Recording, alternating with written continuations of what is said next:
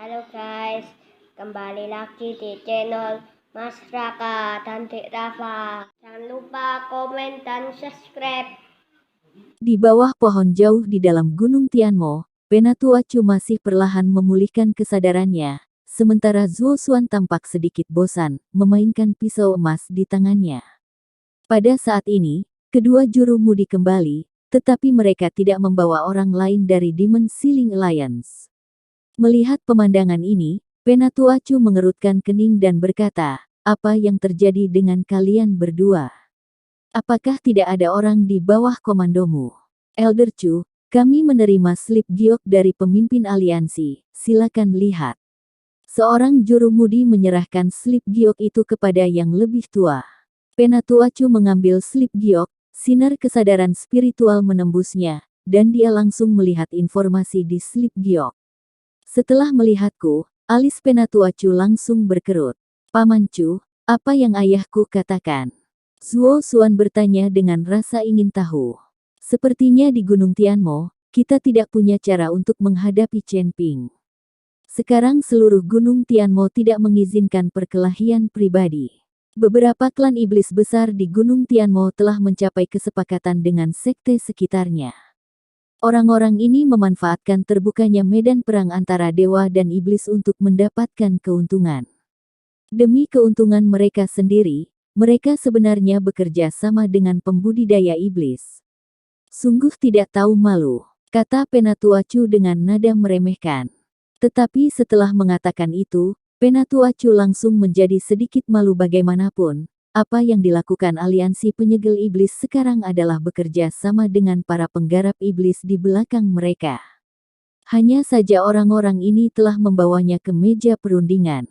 Ketika Zuo Xuan mendengar ini, dia buru-buru berkata, "Paman Chu, dengan cara ini, kita juga bisa pergi ke medan perang para dewa dan iblis, dan kamu tidak perlu mengkhawatirkan keselamatanku."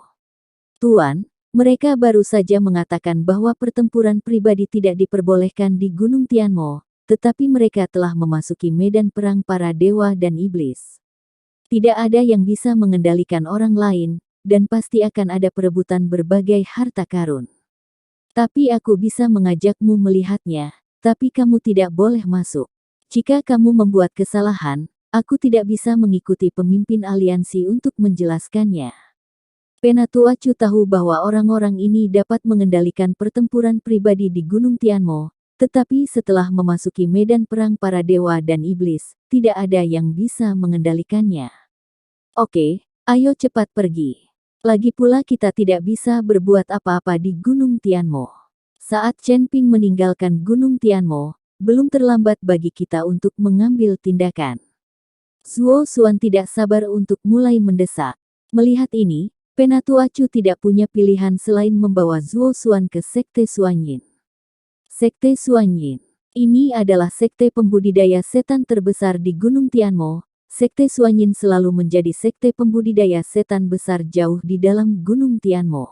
Di celah-celah, karena tempat ini tidak dapat diakses dan monster merajalela, hanya sedikit biksu manusia yang datang ke sini, itulah sebabnya Sekte Suanming berkembang. Jika bukan karena medan pertempuran antara dewa dan iblis ini, diperkirakan tidak banyak orang yang akan datang ke gunung iblis ini. Luo Shouhai membawa Chen Ping dan yang lainnya ke wilayah Xuanzong, dan di atas kepala Xuanzong, ada celah luar angkasa yang sangat besar. Retakan ini seakan-akan mengoyak seluruh langit, di sekeliling retakan tersebut terdapat kabut putih, dan pusaran air yang terlihat dengan mata telanjang terus berputar. Ini adalah turbulensi dalam ruang dan waktu. Sepertinya medan perang antara dewa dan iblis ini akan terbuka sepenuhnya dalam beberapa hari. Luo Shouhai lupa melihat celah itu dan berkata, "Aku tidak menyangka pintu masuk ke medan perang para dewa dan iblis akan seperti ini. Benar-benar berbeda dari yang kubayangkan. Sungguh spektakuler." Ada juga Sekte Suanyin. Dalam situasi surga dan dunia manusia saat ini, ada sekte iblis yang begitu besar. Bagaimana berita menyebar bahwa medan perang antara dewa dan iblis telah dibuka di tempat yang begitu tersembunyi? Mungkinkah Sekte Suanyin sendiri yang mengatakannya? Mengapa Sekte Suanyin tidak menyegel berita dan menunggu medan perang para dewa dan iblis terbuka, lalu masuk untuk mengambil harta karun itu? Tanda tanya. Petik 2. Mungkinkah ini konspirasi? Semua orang membicarakannya. Lagi pula, orang-orang ini secara alami waspada terhadap para penggarap setan dan tidak terlalu mempercayainya. Ketika Chen Ping melihat ini, dia tidak bisa menahan diri untuk tidak melihat ke arah Luo Shouhai. Jika ini adalah berita yang sengaja dirilis oleh Sekte Suanyin, maka pasti ada penipuan. Luo Shouhai tahu bahwa banyak orang masih memiliki dendam terhadap budidaya mereka, jadi dia menjelaskan, medan perang para dewa dan iblis juga penuh dengan bahaya, tetapi Anda tidak bisa masuk dan mengambil harta begitu saja, dan semua ini didasarkan pada keberuntungan dan peluang, dan mereka belum tentu masuk dewa. Siapapun yang berada di medan perang iblis bisa mendapatkan peluang dan harta. Semuanya tidak pasti dan bergantung pada keberuntungan. Sekte Suanyin kini telah mengungkapkan berita tersebut dan bersatu dengan pembudidaya iblis lainnya dan sekte klan manusia untuk mengontrol pintu masuk ke medan perang para dewa dan iblis, dan kemudian mengumpulkan sumber daya dari banyak pembudidaya. Dalam hal ini kita bisa membandingkan bukankah lebih baik bagi Sekte Suanyin untuk memasuki medan perang para dewa dan iblis sendirian? Sekte Suanyin melakukan ini sebagai bisnis yang pasti. Mengapa mereka harus mengambil risiko dan berjudi dengan diam-diam memasuki medan perang para dewa dan iblis? Sekarang meskipun beritanya terungkap dan semua orang datang ke sini satu demi satu, orang-orang dari Xuanzong masih bisa memasuki medan perang para dewa dan iblis. Apakah mereka bisa mendapatkan harta dan peluang tergantung pada keberuntungan mereka sendiri? Penjelasan Luo Shouhai juga membuat semua orang mengerti. Ibarat tambang emas, orang yang menemukan tambang emas itu bisa menambangnya sendiri secara diam-diam, tapi mungkin tidak bisa menambang emasnya, bahkan ada risiko tanah longsor. Kini orang yang menemukannya bisa bersatu dengan orang lain dan menyebarkan berita tentang tambang emas tersebut. Selama ada yang datang ke tambang, mereka bisa memungut biaya, dan mereka bisa terus menambang sendiri. Dalam hal ini, meskipun emas pada akhirnya tidak ditambang, orang yang menemukannya akan tetap mendapat untung. Tanda seru. Saya tidak menyangka bahwa pemimpin Sekte Suanyin akan menjadi orang yang hebat. Chen Ping tidak bisa menahan senyum. Saya mendengar bahwa pemimpin Sekte Suanyin dulunya adalah seorang pengusaha yang menjual kembali berbagai sumber daya. Justru karena itulah Sekte Suanyin miliknya paling terpelihara. Kata Luo Shouhai, meskipun para biksu bias terhadap para pembudidaya iblis, mereka akan lebih toleran terhadap para pembudidaya iblis yang berbisnis dan tidak menimbulkan banyak kerugian. Bagaimanapun, para biksu manusia juga membutuhkan banyak hal dari klan iblis. Chen Ping dan yang lainnya berjalan menuju Sekte Suanyin. Sekte Suanyin dibangun dengan berbagai jenis kayu dan batu. Meskipun dibangun di kedalaman Gunung Iblis, itu sangat mengesankan. Seluruh Sekte Suanyin sangat besar, seperti kota kecil ada formasi di sekitar Sekte Suanyin untuk melindungi Sekte Suanyin dari gangguan monster. Setelah berjalan ke Sekte Suanyin, Chen Ping melihat banyak biksu manusia berjalan di jalanan, termasuk banyak pembudidaya iblis. Bahkan ada banyak suku binatang. Di tempat ini ketiga suku bercampur menjadi satu. Namun mereka bahagia dan tidak ada fenomena perkelahian. Hal ini tidak mungkin terjadi di tempat lain. Para penggarap setan di sini tidak perlu menyembunyikan auranya. Mereka bisa hidup terbuka dan terbuka. Bahkan banyak juga penggarap setan yang berpura-pura menjadi. Meninggalkanmu berdiri di kios, ikuti biksu manusia dan orang baik yang datang untuk menukar barang yang diperlukan. Namun, di Sekte Suanyin, status pembudidaya iblis jelas lebih tinggi, lagi pula, ini adalah wilayah pembudidaya iblis. Banyak pembudidaya iblis berjalan dengan kepala terangkat dan terlihat sombong. Kalian harus mencari tempat untuk beristirahat dulu. Diperkirakan akan ada beberapa hari sebelum medan perang para dewa dan iblis dibuka. Aku akan membawa adikku menemui master dari Sekte Suanyin. Setelah memasuki Sekte Suanming, Luo Shouhai berkata kepada Tuan Miao, Kai Hongwei, dan lainnya. Ketika Tuan Miao, Kai Hongwei dan yang lainnya mendengar ini, wajah mereka sedikit enggan, dan kemudian mereka melihat ke arah Chen Ping. Mereka takut Luo Souhai pada akhirnya akan meninggalkan mereka dan hanya membawa Chen Ping ke medan perang para dewa dan iblis. Miao Lao, Bos Kai, jangan khawatir. Anda harus mencari tempat untuk menetap terlebih dahulu. Jika tempat ini sudah siap, saya akan menghubungi Anda. Karena kita adalah satu tim, saya pasti tidak akan meninggalkan Anda sendirian. Chen Ping berkata dengan tulus. Tuan Chen, kami percaya Anda. Kai Hongwei berkata cepat. Kai Hongwei, Miao Lao, dan lainnya pergi bersama selusin biksu untuk mencari tempat beristirahat. Luo Souhai dan yang lainnya membawa Chen Ping, Li Yun dan Huo Feng dan berjalan menuju 3 lantai tertinggi di pusat Xuanzong. Ketika Luo Souhai masuk, Chen Ping dan mereka bertiga dihentikan. Luo Souhai buru-buru berkata, kami bersama dan datang untuk mencari Master Kong. Tuan Lembah Luo, saya benar-benar minta maaf. Orang-orang ini adalah biksu manusia.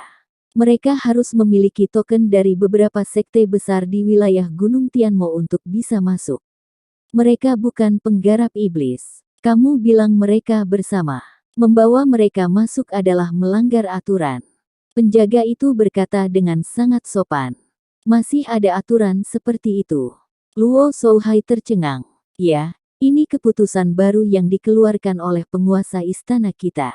Kalau kalian semua membawa orang masuk begitu saja, akan terjadi kekacauan. Kata penjaga itu. Ketika Luo Souhai mendengar ini, dia segera mengerti bahwa pemimpin Xuanzong takut para biksu luar akan memberikan semua manfaat kepada sekte iblis lainnya dan membiarkan mereka membawa mereka ke medan perang para dewa dan iblis, yang akan menyebabkan kekacauan. Pada saat itu, semua orang diam-diam akan memetik manfaatnya, dan tidak akan ada hubungannya dengan sekte Xuanyin. Itulah mengapa pemimpin sekte Xuanyin mengeluarkan aturan seperti itu. Tidak mungkin bagi pembudidaya iblis dan pembudidaya manusia untuk bersinggungan, tetapi sekarang mereka bersikeras bahwa mereka bersama, yang jelas merupakan keuntungan.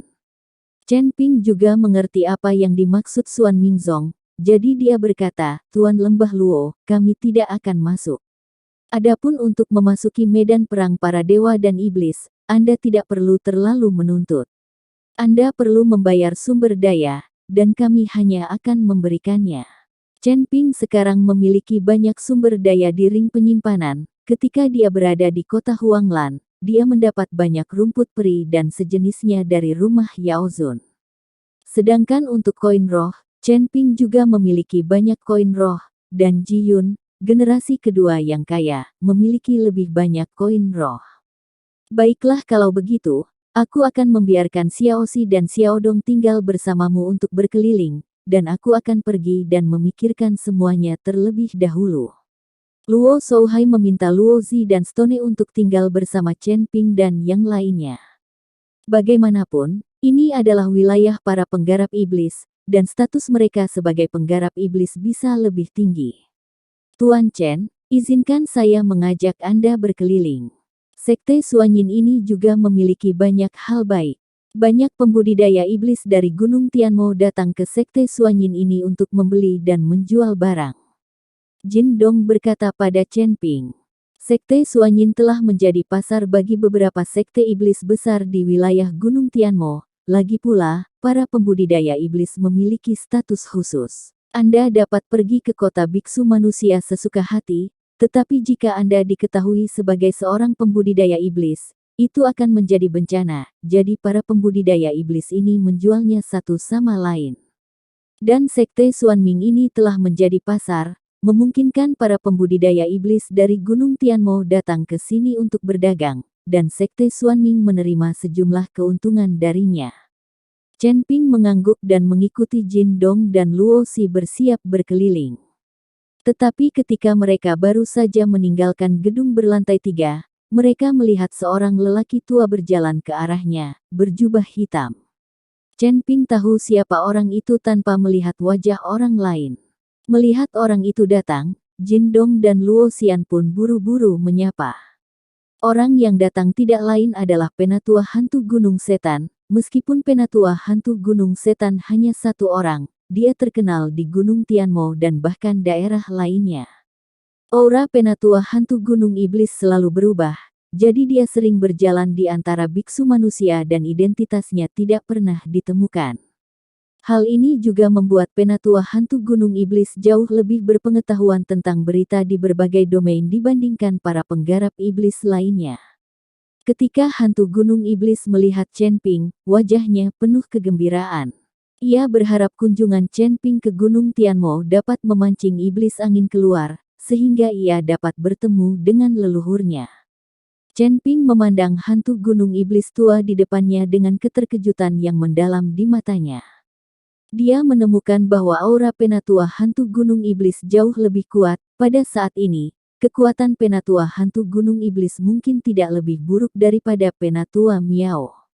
Anda harus tahu bahwa di Mohai, penatua hantu Gunung Iblis hanya menunjukkan kekuatan alam kesengsaraan tingkat ketiga.